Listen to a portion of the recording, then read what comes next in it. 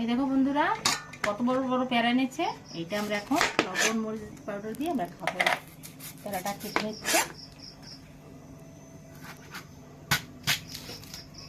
এই দেখেন প্যারাগুলো দেখতে কত সুন্দর। এই যে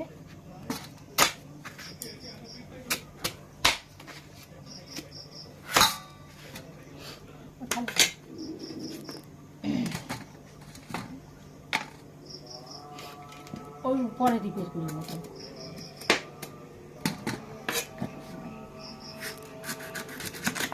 কি শখ শুনি।